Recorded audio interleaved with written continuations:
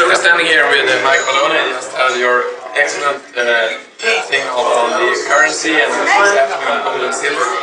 And the economy. The global economy. The global economy. And then we have we are the small countries. And you talk much about dollar and the only currencies is together. This is not going to go to Sweden. Well, you know, most people in Sweden would think that most of the currency in Sweden is crowns, because that's what you deal with every day. You go to the store and you buy food, and you buy gasoline and stuff, and you're dealing with that. But what people don't realize is the majority of the currency in most countries, the vast majority of currency throughout the world is US dollars.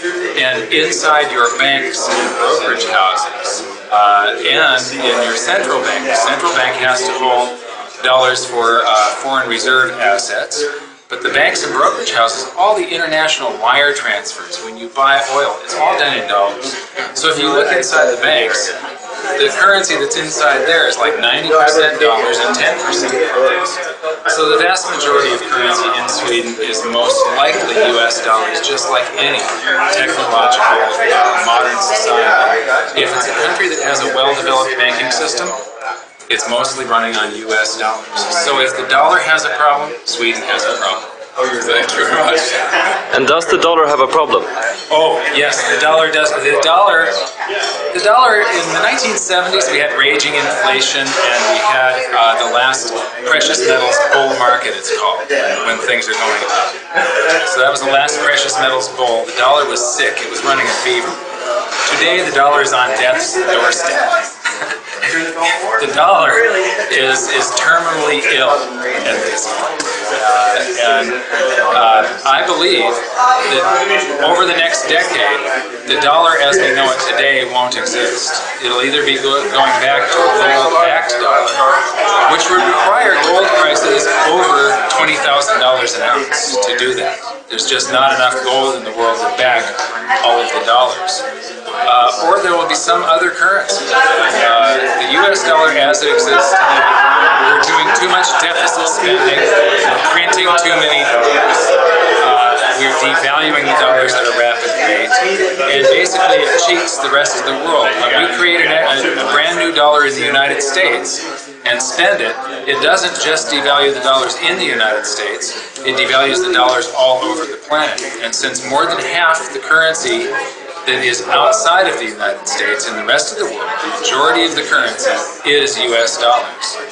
That means that we are transferring wealth from every country on the planet to the United States continually, every time we do deficit spending.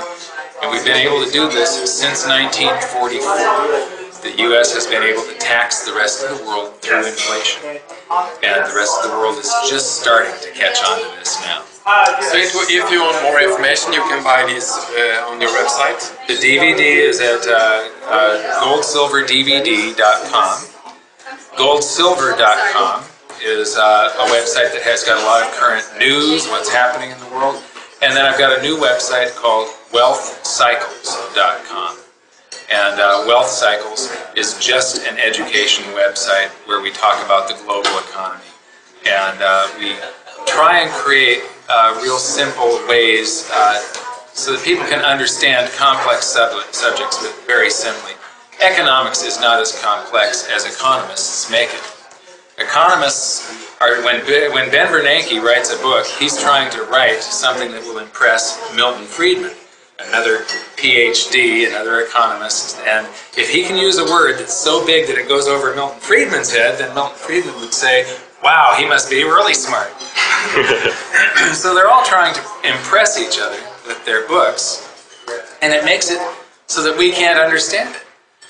I read these books, and then I reduce them to their essence and explain this stuff very simply, because it's just not that hard to understand.